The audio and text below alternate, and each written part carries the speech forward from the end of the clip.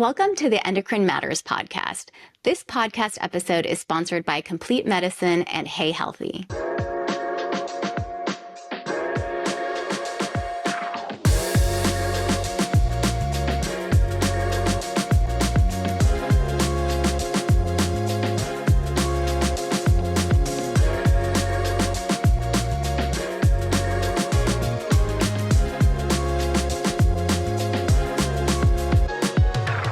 Welcome back to Endocrine Matters. I'm Dr. Arti Thangudu. Today we're talking about something that affects every single one of us: how to find trustworthy health information in a world flooded with content. We are living in the golden age of information and the dark age of discernment.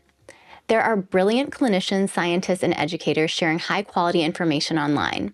There are also people who are incredibly charismatic, confident, and persuasive who may be deeply under-credentialed, oversimplifying complex biology or selling certainty where none exists.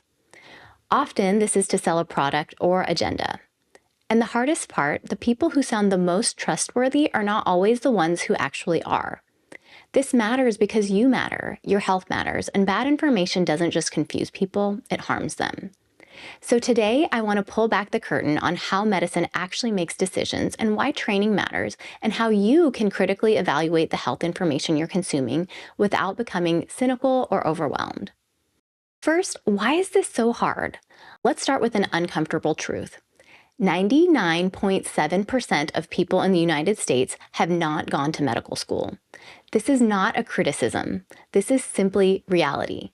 But it is a failure of the healthcare system that we haven't done a better job explaining how physicians are trained, how clinical decisions are made, why uncertainty exists in medicine, and into that gap steps marketing. Marketing loves simple answers, clear villains, one-size-fits-all solutions, absolute confidence, but biology does not. Human physiology is complex, variable, adaptive, and deeply personal. Anyone who tells you otherwise is either early in their learning or selling something. The broken healthcare system makes this even harder. Before we move on, we need to acknowledge something important. Even when patients want trustworthy, evidence-based care, the traditional U.S. healthcare system often makes it nearly impossible to access. Most people are forced to use their health insurance to access large medical systems that are not designed around patients. They are designed around billing, throughput, and margins. This leads to a system that requires months-long waiting lists to see your physician, offers no meaningful access between visits unless something is urgent, delivers surprise bills and price gouging at every corner, compresses complex human problems into 10 to 15-minute visits, and patients routinely leave appointments with more questions than answers, a lingering sense that they weren't fully heard, a plan they don't completely understand, and physicians on the other side are rushed, overbooked, measured by productivity instead of quality, emotionally exhausted. This system breaks the doctor-patient relationship before it even has a chance to form. And when people feel dismissed, confused, or abandoned, they do what any reasonable human would do. They turn to the internet. The tragedy is that this system is set up to fail, not to flourish. It fails patients by limiting access, transparency, and time. It fails physicians by stripping away autonomy, curiosity, and relationship-based care. And into that vacuum steps social media, influencers, and oversimplified narratives, some helpful, many harmful. And let's be very clear about what this creates. This environment is a perfect setup for misinformation, grifters, and charlatans to thrive. When people are waiting months to be seen, rushed through appointments, left without answers or follow-up, struggling in bodies that don't feel well, they are not being irresponsible by searching for solutions. They are being human. Most people are not looking to reject medicine. They are simply looking to feel better, to be heard, to regain a sense of control over their health. Unfortunately, bad actors recognize this vulnerability. They exploit frustration, fear, and urgency with confident claims, pseudoscientific language, personal anecdotes dressed up as universal truth, products and programs marketed as what your doctor won't tell you. This is not a moral failure on the part of patients. It is the predictable consequence of a system that withholds time, access, and relationship, and then acts surprised when trust erodes. Understanding this context matters. It explains why people are searching for answers elsewhere and why discerning trustworthy information has become so hard. So let's talk about how physicians are trained. This is what I know. These are the things you don't see. If you're going to evaluate medical information, you deserve to understand where medical judgment comes from. So year 1 of medical school explores normal human physiology. Medical school starts not with disease, but with normal. An entire year is dedicated to learning how the human body is supposed to work. We talk about cellular signaling, hormone pathways, feedback loops, organ systems talking to each other, and anatomy. Real human anatomy, one of the most powerful courses any physician will ever take. We dissect actual human cadavers. Yes, it is intense, it's emotional, and it's incredibly humbling.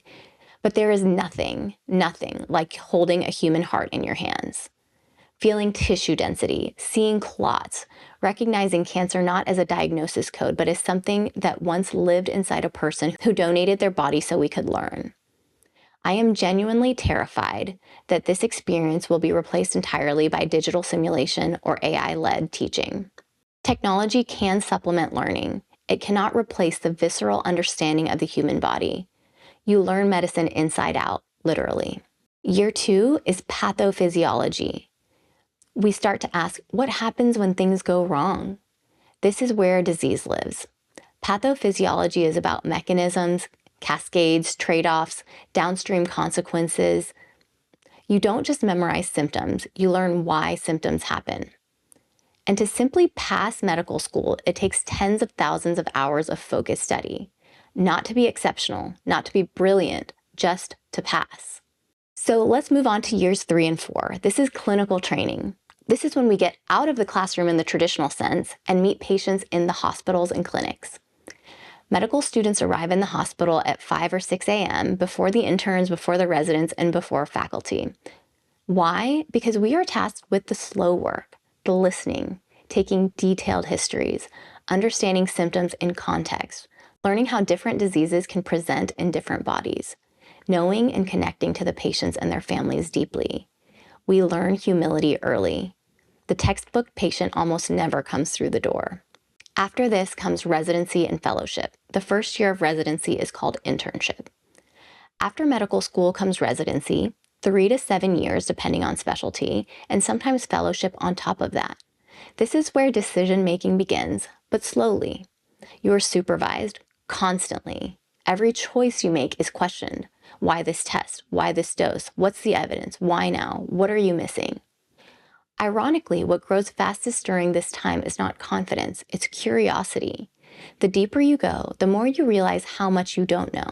And that is the point. There is always more to learn.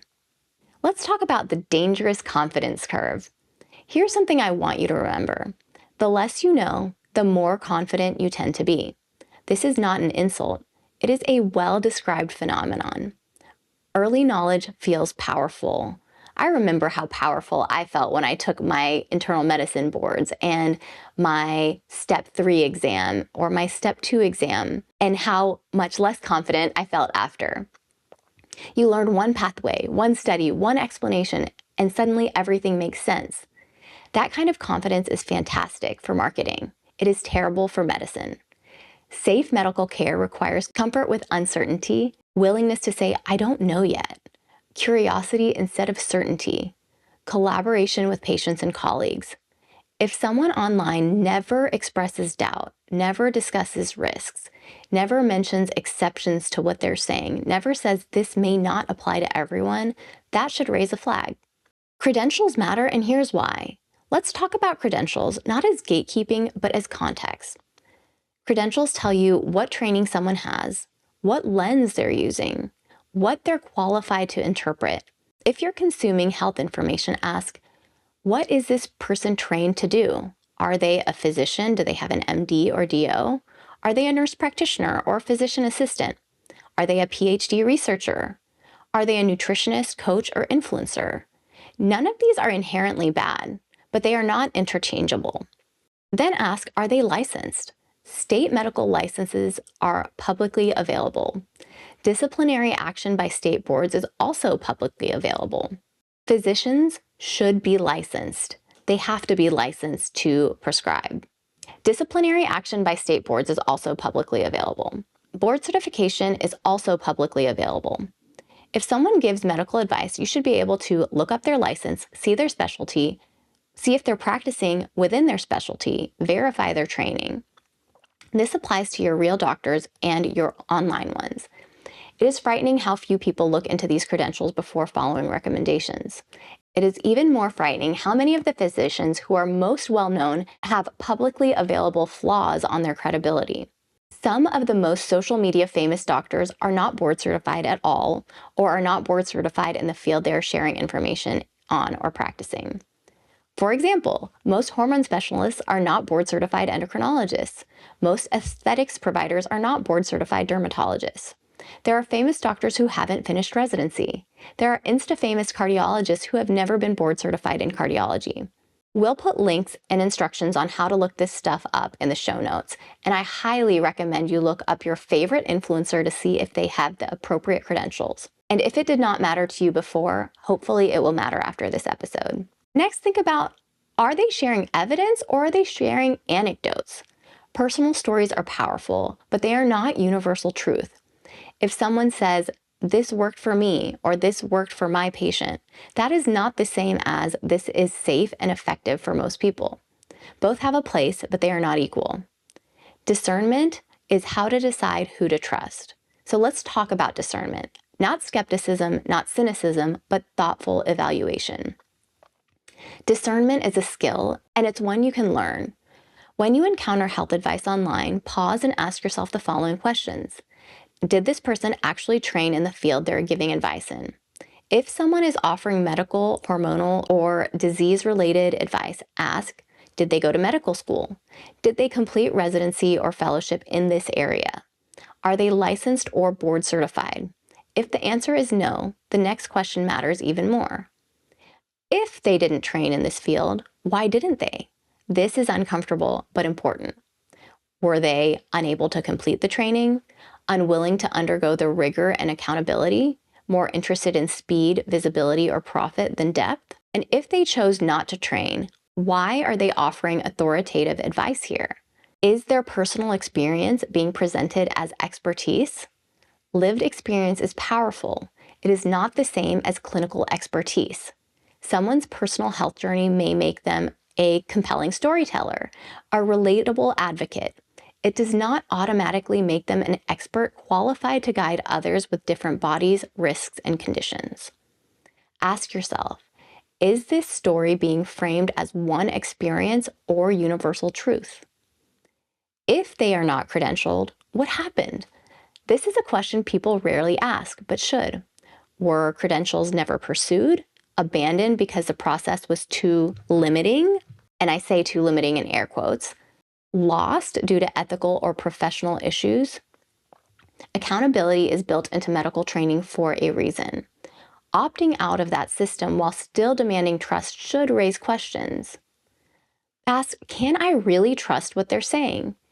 Not because they sound confident, not because they speak in absolutes, but because they acknowledge uncertainty, discuss risks and limitations, encourage individualized care, and don't position themselves as the only source of truth. Ask yourself, why do I trust this person more than my own doctor? This may be the most important question of all. If the answer is, they listen more, they explain things better, they don't rush me, that doesn't mean the influencer is more qualified. It means the relationship is missing in your medical care. We also need to talk about AI. We are now in an era where anyone can generate professional-looking, confident, authoritative health content in minutes. AI can write polished captions, summarize studies, create infographics, mimic the language of experts. What it cannot do on its own is understand context, nuance, clinical judgment, or patient safety. Yet, at least. If the person using AI does not have the foundational knowledge to evaluate accuracy or is outsourcing content to a marketing team and not carefully checking the work, that is not acceptable in healthcare. This applies to non-credentialed influencers and to physicians who are board certified in their field of practice. I have seen physician colleagues post incorrect, misleading, or oversimplified information, and when called out, some do not correct or remove it. Why? Because likes, comments, reach, and marketing attention are being valued over accuracy, patient safety, and professional credibility. This is deeply concerning, and physicians who are doing this, you need to rethink your values. Healthcare information is not just content. Mistakes don't just affect engagement, they affect real people, real decisions, and real bodies. Ethical education requires checking sources, owning mistakes, correcting errors publicly, prioritizing patients over personal brands. If someone doubles down or blows it off instead of correcting themselves, that tells you something important about their values and commitment to patient safety. The next thing to ask is, do I actually trust my doctor? And if not, have I been able to look for one I do trust? The healthcare system does not make this easy, but options like direct care models can restore what's been lost. Time, access between visits, transparent pricing, real relationships. Often, investing in a trustworthy clinician who knows you well costs less and helps more than spending endless money on supplements, programs, and advice from people without credentials. Discernment is not about rejecting information. It's about knowing what you're getting, who it's from, and why you're trusting it. So let's talk about how to consume online health information safely. Here's a framework you can use. Take everything online with a grain of salt. Even good information may not apply to you. Your genetics, medical history, medications, and life circumstances matter. Be aware of absolutes. Words like always, never, cure, toxin, one simple fix rarely belong in good medicine. Follow curiosity, not fear. Fear sells. Good medicine explains. If content makes you anxious but not informed, that's a problem. Everyone needs a real doctor. You need someone who knows your history, someone who can prescribe, someone who can help you interpret what you find online. The internet should support that relationship, not replace it. So here's the takeaway.